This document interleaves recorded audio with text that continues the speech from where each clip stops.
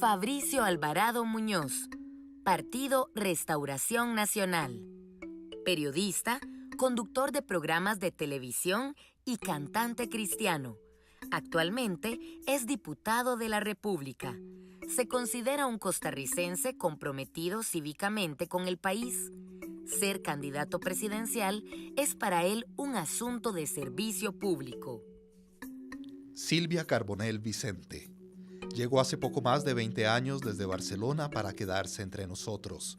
Es comunicadora, directora de las radioemisoras de la Universidad de Costa Rica. Sin duda, toda una responsabilidad que, como bien dice, comparte con un equipo de lujo. Bienvenido y muy buenas noches. Es un placer tener esta conversación con usted y sobre sus propuestas electorales. Por cierto, permítame que lo presente formalmente. Claro. Don Gerardo Fabricio Alvarado Muñoz, candidato presidencial por el Partido Restauración Nacional. Me permito solicitarle si podría llamarlo por su nombre de pila, por el que es conocido, Fabricio. Sí, por favor. De hecho, por el Gerardo casi nadie me conoce. Eso se lo iba a decir, pero ya usted se me adelantó. Pues sí. Muchísimas gracias. Sí, es usted un joven de 43 años, pastor cristiano, de profesión periodista y cantante, y actualmente diputado y miembro de la Comisión Plena Primera del Gobierno y Administración, de la Juventud, Niñez y Adolescencia y de la formada por la provincia de Cartago en la Asamblea Legislativa. No, fíjese que en la de Cartago no. Participé en algún momento, pero usted sabe que todos los años la conformación de las comisiones a veces cambia. Entonces, en la de Cartago no. De la Comisión de Juventud, Niñez y Adolescencia he sido el presidente los 4 años, además de ser miembro he sido el presidente. En la Comisión Plena Tercera estoy en este último año, y debo también aclarar que yo no soy pastor, yo soy cristiano, soy activo en la participación en iglesias como cantante sobre todo y predicador, pero no soy pastor, es decir, no pastoreo una iglesia, ¿verdad? Pues solo para cambiar su página web. Ah, pues sí, a ver a revisar a ver si fue que pusieron mal eso. Efectivamente, estudió usted en la Escuela de Ciencias de la Comunicación Colectiva. Así es. ¿Tuvo en aquel momento algún tipo de contradicción entre su fe y estudiar en un centro universitario que se define como laico? No, en lo absoluto. Creo que pues, es un centro de formación profesional, y eso fue lo que me proveyó ese centro, que dicho sea de paso tengo grandes y lindos recuerdos de la Escuela de Comunicación Colectiva, de mis compañeros de generación, de la Universidad de Costa Rica en general.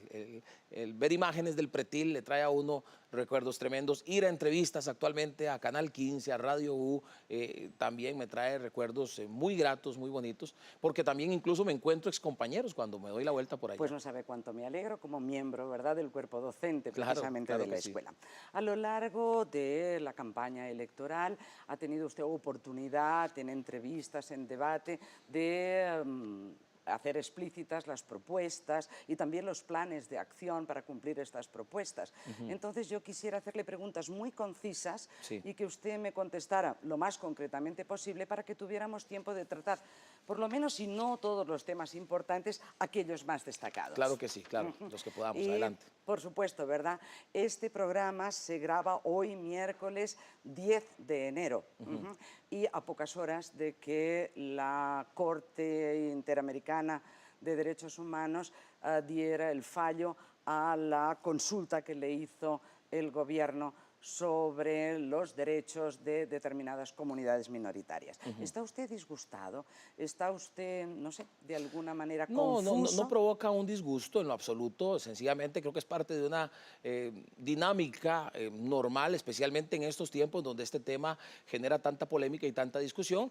Más que disgustado, me parece que sí alarmado, sobre todo por el tema de la manera en que la Corte Interamericana de Derechos Humanos, el sistema en general, desde la OEA, desde nuestro criterio, por supuesto, respetando los que no piensan igual, ha violentado la soberanía de nuestras naciones, y porque aquí incluso esta opinión, este criterio de la Corte alcanza a otros países con los que, dicho sea de paso, hemos estado en contacto con legisladores de esos países, y nos parece que pues, se ha extralimitado la Corte en el sentido de decirle a los países cómo tienen que ser sus leyes. Las leyes se hacen en Costa Rica, en la Asamblea Legislativa, y es en la Asamblea Legislativa donde tienen que tomarse determinaciones respecto a todos los temas, y en ese sentido yo creo que sí, pues la Corte ha ido más allá de sus pues de lo que le toca hacer.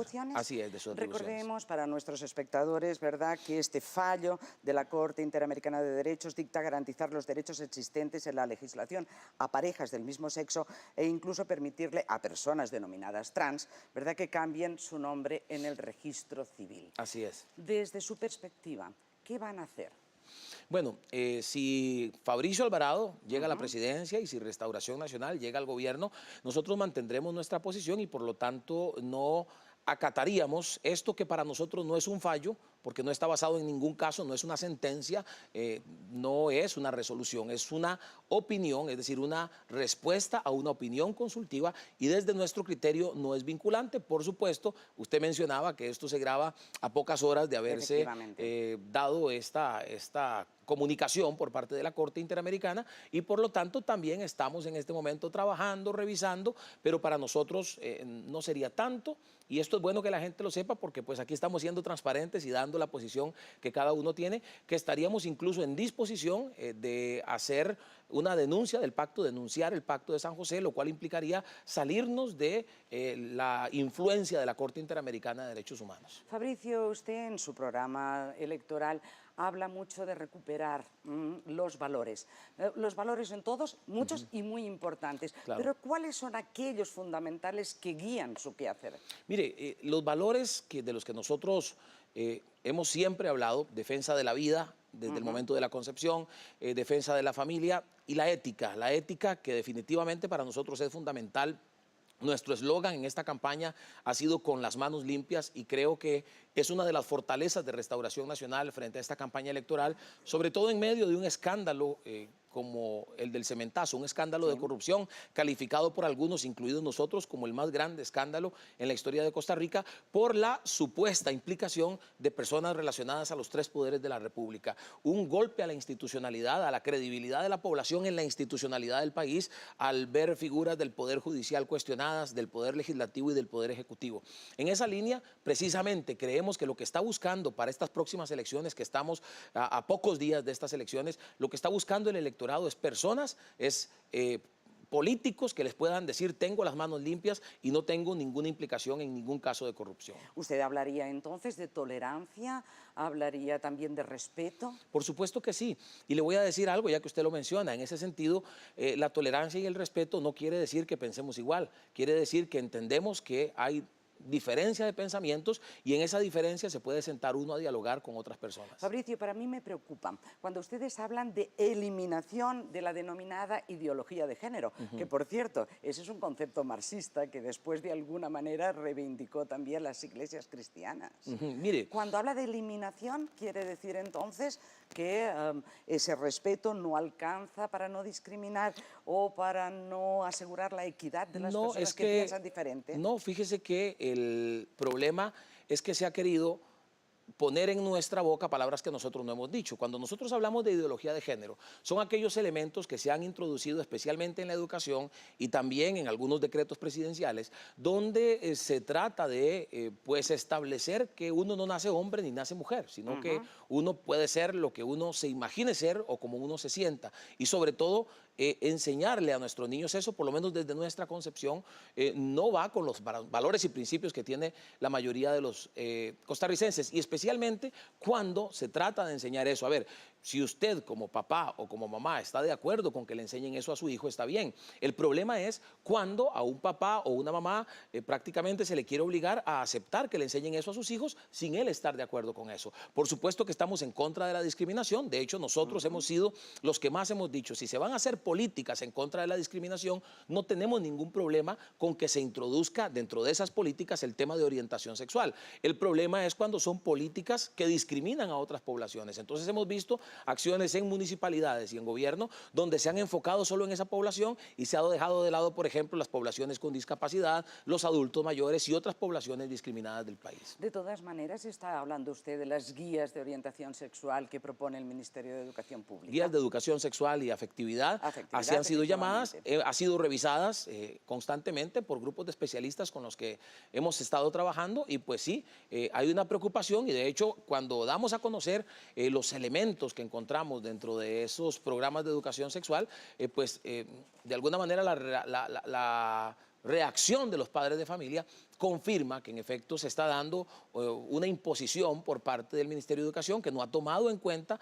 a los padres de familia para decirles, bueno, ustedes están de acuerdo con que le enseñemos esto a sus hijos. En esa línea hemos ido nosotros. Y debo aclarar esto también, no estamos en contra de la educación sexual. Creemos que la educación debe atacarse, los problemas de la sexualidad de los adolescentes deben atacarse, sobre todo pensando en los embarazos adolescentes, las enfermedades venéreas, las relaciones impropias. Yo fui uno de los diputados que firmé el proyecto de relaciones impropias que se aprobó y que castiga a quienes tengan una relación sexual con una persona menor de edad, que prohíbe el matrimonio con personas menores de edad en este país, y por lo tanto tenemos clara conciencia del problema. Lo que creemos es que esos deben ser los enfoques de una educación sexual sana, científica, y no enfoques ideológicos como creemos han sido establecidos en los programas, no en este gobierno, sino desde los gobiernos de Liberación Nacional. Vamos a ver, sigamos hablando de valores, hablemos del valor de la familia. ¿Defiende usted la familia tradicional?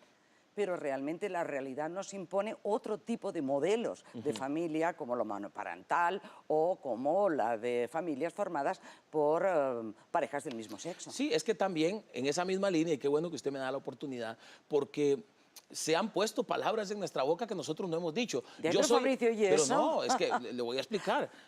Yo soy hijo de una madre que se separó de su esposo, es decir, mis papás se separaron cuando yo tenía 15 años, mis hermanos tenían 12 y 11 años, es decir, fui miembro de una familia monoparental durante muchos años hasta que me casé. Entonces, entiendo eso claramente. Lo que se ha querido es tergiversar nuestra posición en cuanto al matrimonio, que eso sí hemos sido claros, para nosotros el matrimonio es entre hombre y mujer. Hemos dicho, las personas homosexuales las demandas patrimoniales de los grupos LGTB pueden solventarse, y lo he dicho una y otra vez en entrevistas, pero como le digo, los discursos han sido manipulados, pueden solventarse mediante reformas a reglamentos sin tocar la ley. Esa ha sido nuestra posición. No creemos que deba cambiarse los conceptos de familia que está en el Código de Familia y que pues está en la Constitución Política también, y creemos que esas demandas patrimoniales, como ya lo hizo la Caja del Seguro, entrando este gobierno nomás en el 2014, con el tema del seguro, de que se pueden asegurar entre ellos. Entonces, en esa línea yo tengo claridad. Familias monoparentales, como usted menciona, sí, mis abuelos, mis primos, etcétera, etcétera. Pero han querido, pues, pero enfocarse. No parejas del mismo sexo. Bueno, ese es el concepto que nosotros hemos manejado en cuanto al matrimonio. Matrimonio es entre hombre y mujer, y es el que hemos sostenido y sostendremos, y es el que el pueblo también defiende. Fabricio, está usted nombrando la Constitución.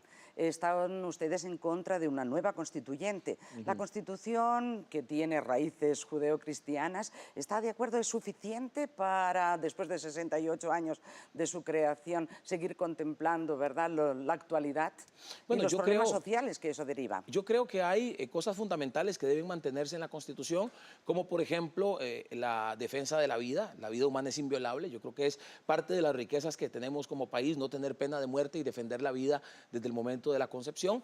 Y lo que le mencionaba, la familia es la base de la sociedad. Creo que grande cantidad de problemas que tenemos actualmente en nuestra sociedad es por haber descuidado de la familia por parte de los gobiernos. Y cuando hablo ya de la familia, ya no estoy hablando de esa discusión si es familia hombre-mujer o si es matrimonio entre personas del mismo sexo. No, ya yo estoy hablando de la familia en general. Instituciones que han descuidado de la familia, que no se han dedicado a proteger a la niñez, que no se han dedicado realmente a proteger a la mujer, etcétera, etcétera. Si la familia está enferma, la sociedad va a estar enferma, porque la familia es la base de la sociedad. Entonces, respondiendo a su pregunta, nosotros creemos que las reformas que se le quieran hacer a la Constitución pueden hacerse precisamente mediante reformas específicas a artículos que, pues, de hecho ya se ha hecho. Hay varias reformas constitucionales en este momento haciendo fila en la Asamblea Legislativa, una de ellas muy importante relacionada con la parte presupuestaria, que ha sido incluso motivada por la Contraloría General de la República. Entonces, me parece que esa es la ruta, no una nueva constituyente que incluso le generaría todo un proceso, incluso hasta de votación a los costarricenses para establecer una Asamblea Constituyente. Ha nombrado corrupción, gran reforma educativa. Vayamos a este último punto. La gran reforma educativa, dice usted, es necesaria en el país. Definitivamente. ¿Por qué? Precisamente otra de las debilidades y otra de las cosas que hoy podríamos estar lamentando por todo lo que está pasando actualmente en cuanto a violencia, en cuanto a la pérdida de valores, la pérdida de respeto a la autoridad, incluso, ¿por qué no decirlo? Creo que viene de debilidades en la educación. Prácticamente se puede decir que el presupuesto que se utiliza en Costa Rica es similar al presupuesto que se utiliza en Finlandia y los resultados son radicalmente diferentes. Finlandia es conocido mundialmente por tener un modelo educativo muy exitoso donde se le enseña, y aquí está la base de esta gran reforma educativa para la Costa Rica del Bicentenario, se le enseña a los estudiantes no a aprenderse las cosas de memoria, sino a pensar, a generar pensamiento, a emprender. Fabricio, yo creo, ¿no tendría que ver con el modelo de desarrollo que ha adoptado el país? En general. Yo pienso que Costa Rica necesita muchas transformaciones, muchos cambios, pero en el tema de la educación en general, pongámonos a pensar, doña Silvia, por ejemplo, el inglés. Es necesario que el 100% de los estudiantes... Es necesario que el 100% de los estudiantes en un plazo mediano, y esa es nuestra propuesta, empezar a trabajar en un programa agresivo de enseñanza del inglés para que de aquí a unos 10 años todos los estudiantes salgan bilingües. Imagínense la cantidad de oportunidades que hoy están perdiendo muchos que salen no bilingües de los colegios que podrían recibir para trabajar oportunidades de empleo. Pero eso no justificaría que haya una gran reforma. No, es que no estoy hablando solamente de eso, estamos hablando de la calidad de los educadores que viene también desde una coordinación con las universidades, en primer lugar, para que sus carreras estén debidamente acreditadas y también para que exista mayor rigurosidad a la hora de determinar quiénes van a ser quienes van a educar a nuestros hijos. Es que estamos hablando de que ese es el que nosotros hemos dicho es nuestro ejército. Los educadores son nuestro ejército, entonces tiene que ser un ejército bien preparado para una tarea que no es fácil, lo tengo claro, y me parece a mí que es del grupo de trabajadores más importante para este país. Entonces hay que fortalecer la formación, la capacitación, la actualización, tenemos que entrarle de lleno a la inclusión de la tecnología en la educación, zonas rurales que en este momento no tienen acceso a la tecnología para educar a sus niños y adolescentes, porque imagínense que en este momento tenemos ya un mundo tecnológico, ya el mundo piensa en digital y nosotros seguimos pensando en análogo, los gobiernos siguen pensando en análogo. Entonces en esa línea también es necesario introducir la tecnología para que pues, podamos estar más cerca de lo que hoy ocurre en el mundo en general. Educación vial, el primer contacto que usted y yo tenemos con la educación vial es el librito que nos dan para la licencia, para el curso teórico de la licencia. ¿Por qué no salir ya con eso listo desde el colegio? ¿Verdad? Pero Fabricio, ¿verdad? Usted habla de llevar este progreso tecnológico a todas las capas, pero sabe y es muy consciente de que hay una brecha digital y que por tanto el país tiene un tanto por ciento elevado de pobreza a la que sería muy difícil simplemente solventarlo a base de las nuevas tecnologías. Nosotros creemos que ha habido un problema que pues no puedo decir que no lo hayan intentado solventar los gobiernos actual y anteriores, pero creo que no se ha hecho de la manera agresiva en que debe hacerse en cuanto a pues, lograr en primer lugar un gobierno digital de manera que las instituciones estén debidamente interconectadas entre ellas, pero también que además de que en la parte digital estén conectadas también en estrategias. Imagínense que, por ejemplo, para combatir la pobreza nos hemos dedicado solamente a pensar que es que el IMAS es el que va a ayudar a combatir la pobreza, cuando también hay un Ministerio de Trabajo que tiene que generar empleo, porque la pobreza no se puede atacar solamente con asistencialismo. Hay un Ministerio de Trabajo que tiene que generar empleo a esas personas. No hacemos nada llevándoles el diario o dándoles un bono de vivienda si estas personas no trabajan, y a la vez un Ministerio de Educación está haciendo lo que tenga que hacer para que los niños no dejen la escuela a pesar de su condición de pobreza, ¿verdad? Pero ¿sabe lo que me preocupa, Fabricio? Usted habla efectivamente que los sistemas educativos implementados a lo largo de determinados gobiernos tienen un objetivo ideologizante, pero yo me preocupo si Restauración Nacional llegara al gobierno también intentaría por lo menos, ¿verdad?, incluir su pensamiento ideológico, en este caso religioso, en esos programas de educación. Eso es lo que dicen algunos, pero yo voy a poner delante suyo y delante de los costarricenses mi currículum como profesional. Como periodista durante 11 años en medios de comunicación nacionales, como una persona que ha recorrido el país, la gente sabe que yo no soy de imponer ese tipo de cosas y por lo tanto en nuestro equipo no pondremos gente que quiere imponer desde el punto de vista de gobierno o desde el punto de vista de educación una religión.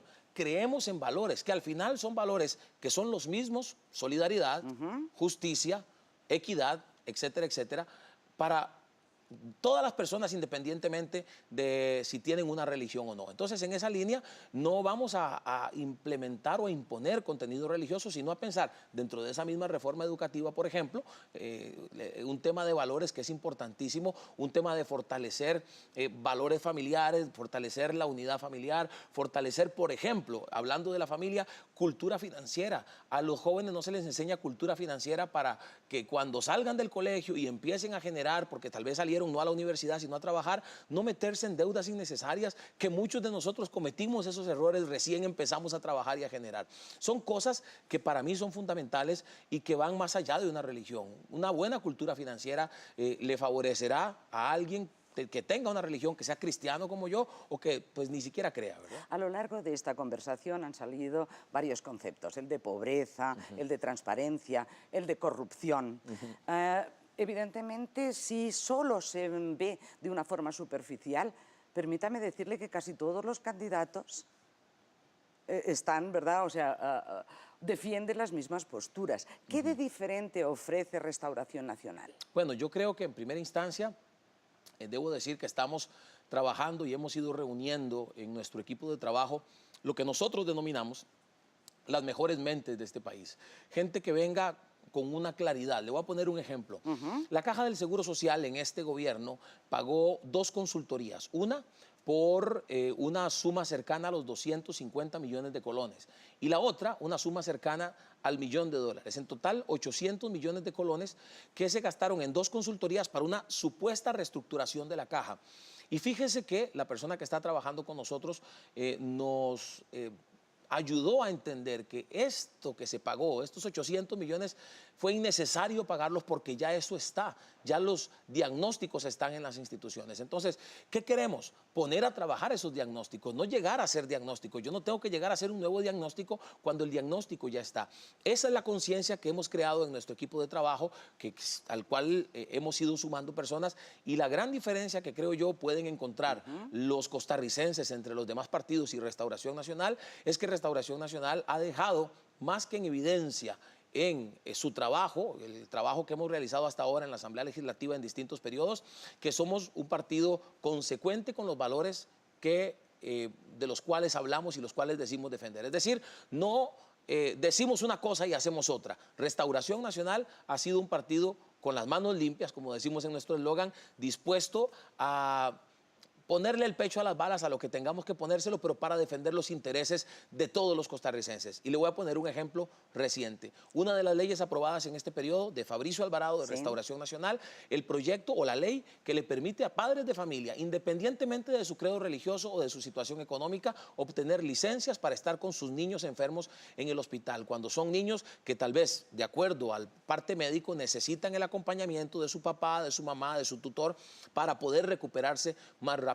Eso favorece a toda la familia, se ha favorecido a más de 1.400 familias desde que fue creada, desde que fue aprobada esta ley, y pues eso nos satisface muchísimo, ¿verdad? Nos quedan muy pocos minutos, ¿verdad? Entonces, ahora que nadie nos oye y nadie nos ve, y ya que nuestra conversación ha sido una conversación en la que espero que haya sido usted sincero, dígame, ¿están los partidos cristianos negociando con la unidad social cristiana? En lo absoluto, en lo absoluto. Ha habido, y qué bueno que usted me da esa maravillosa oportunidad, porque ha habido unas versiones que andan por ahí de que se le está diciendo a los cristianos que voten para presidente por otro partido y para diputados por nuestro partido. Restauración Nacional está pidiendo el voto para presidente y para diputados por el Partido del Sol, por Restauración Nacional. Estamos, esa negociación de la que se ha hablado es una negociación en la que Restauración no ha participado, que Restauración Nacional no avala y mucho menos promueve, y que por lo tanto hoy aprovecho la oportunidad para decirle a los costarricenses, a los cristianos y a los no cristianos, porque nosotros nos hemos saltado ese techo que nos han puesto, es decir, no buscamos el voto solo de los evangélicos,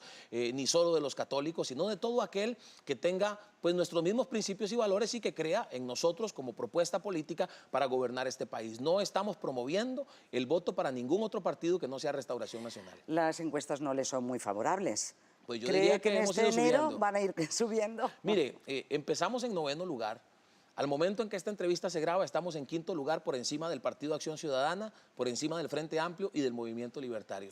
Yo creo que eso quiere decir que nos está yendo muy bien. ¿Esas son encuestas que ustedes han hecho a lo interno del partido? Son las encuestas que han salido en los medios de comunicación. La del Centro de Investigación de la Universidad de Costa Rica no da esos resultados, pero en todo caso todavía quedan unos días de campaña. La que yo le menciono son las de Opol, por lo menos las que han estado saliendo por parte de Opol, y en las otras, por las que usted menciona, por ejemplo, hemos ido subiendo. De hecho, en la más reciente, por lo menos que yo conozco, pasamos de ni siquiera aparecer a ya aparecer por ahí pasito a pasito. Exactamente. Se nos acaba nuestro tiempo. Permítame agradecerle, Gerardo, Fabricio, Alvarado, Muñoz. Bueno, hay mucha gente, conocidos míos, que no sabían y que hoy se están dando cuenta de Gerardo. Sí. Encantada, ¿verdad?, de Igualmente. que efectivamente agradecerle que haya sido sincero y que ojalá eso sea así y que efectivamente reciban los votos que sean necesarios para que puedan estar por lo menos presentes en la Asamblea Legislativa. Para eso Muchísimas gracias y seguiremos conversando. Claro. Creo que estas promesas de campaña han de verse después realizadas con esos planes de acción que ustedes proponen. E invitamos a las personas a buscar nuestro plan de gobierno en www.fabricioalvarado.com y en Facebook Fabricio Alvarado, Presidente 2018. Ahí lo encontré yo. Muchísimas gracias y muy buenas noches. Gracias a ustedes.